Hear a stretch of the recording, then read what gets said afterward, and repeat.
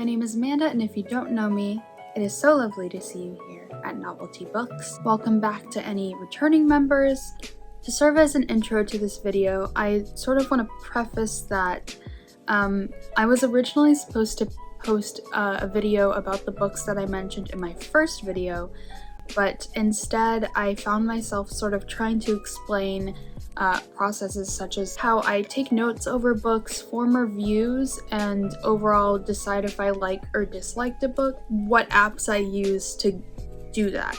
I think this process is pretty different for a lot of people, and some people don't even really take notes over books, which I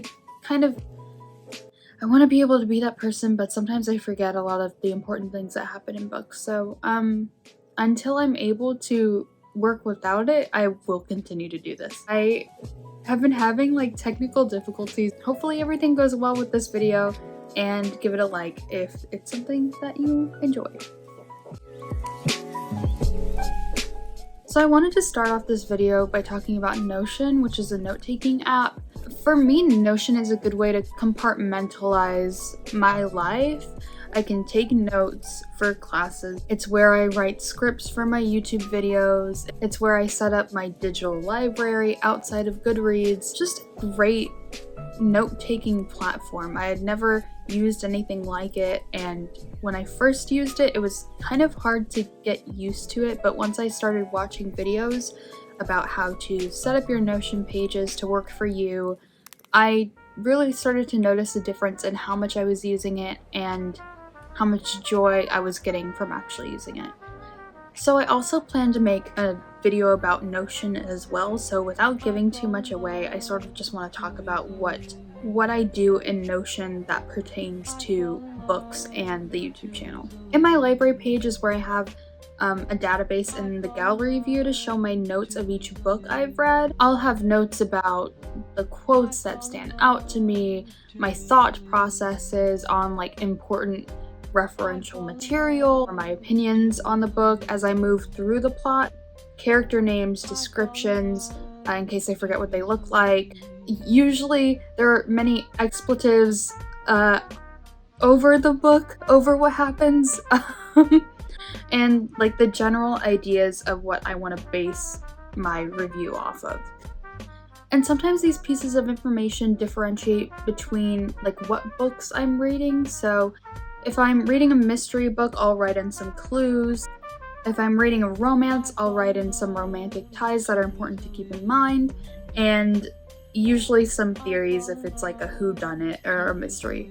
So Notion is where I track my most immediate thoughts when I'm reading, and I try to not write in Notion super frequently as I'm reading because it sort of breaks the process for me, but I'll read a few pages, or if a passage is important, I'll write a few notes about it after I have read it. I do this basically to refer back to it mostly when we have a book club meeting, if it's a book club read, or just to talk about it on the YouTube channel. So before we meet with the book club, I'll usually go to that Notion page of where I took those notes, and I'll run through it, I'll comb through it, I'll highlight a few things that I think are important that I want to bring up during the meeting, and then I'll just wait for the meeting to come by. It makes it pretty easy for me to remember certain things or important quotes to fill out later parts of this process. So the second part of this process, and I don't mean second part as in I do these in a specific order, it's sort of just the way my brain thought of them in order of importance. So the next process is leaving tabs in the book. I'll try to make a tab for each purpose I use them for. For example, I recently read Siege and Storm. I have top tabs and side tabs as well.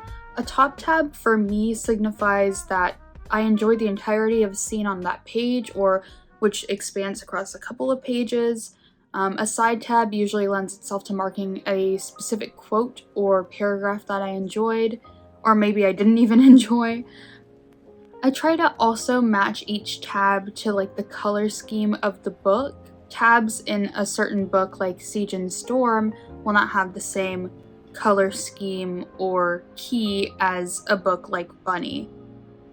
However, there are certain tabs that hold a particular meaning across books, such as a pink tab, which represents a romantic moment that I enjoyed. And for Siege and Storm, specifically, there are some tabs I'll use in order to mark quotes which they used in the show that I liked that I can remember.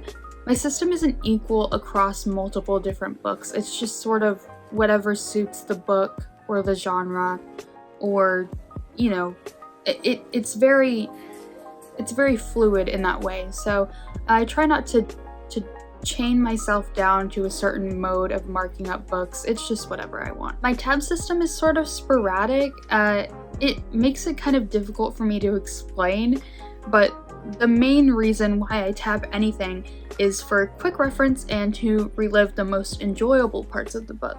And sometimes I won't even write about these moments in Notion if I know it's not something that I really want to expand on or comment on. It's really just something that I like, so it wouldn't really need note-taking at the time. But yeah, it's sort of fluid and sporadic in that way, and I don't think I'll change it anytime soon. It's, as long as it works for you, that's what matters. I'll also use Goodreads as a way to track my reading progress of a book. If I do leave a note in Goodreads, it'll probably be somewhat of an update on my progress through a book, if I'm reading it slow, if I'm reading it fast, and why I may be doing that.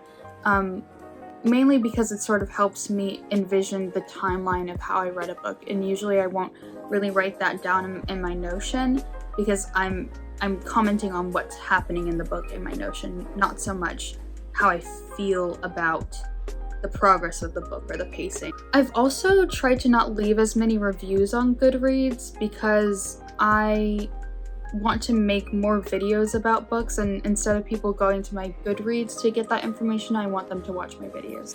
So while I will rate a book, I'll go more in depth in the videos. And the last method I'll be talking about is the reading journal that my grandma got me. It's the last method that I use and the final method which marks the end of my reading journey for that specific book. The journal is basically my idea of like logging the book into the files of my brain. That way it's like I can close the chapter on that book metaphorically. And I'll usually reference this journal in the book club meeting as well, because this is sort of how we get through our final thoughts, our wrap up as the meeting ends.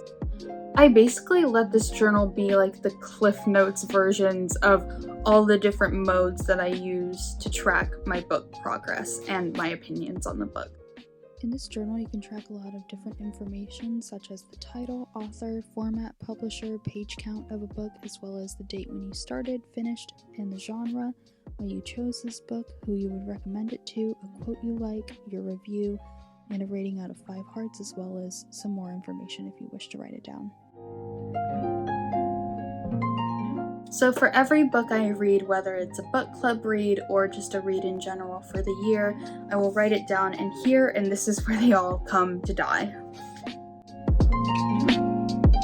I basically wanted to make this video to have you guys reference later on if y'all are ever curious about how I track my books. I have to do some editing, so sit tight for this video to come out. It'll probably come out later today. Thank you so much for sticking around for this video, and if you liked it, go ahead and give it a thumbs up. Go ahead and subscribe and click the bell notification to make sure that you know when I post my next video.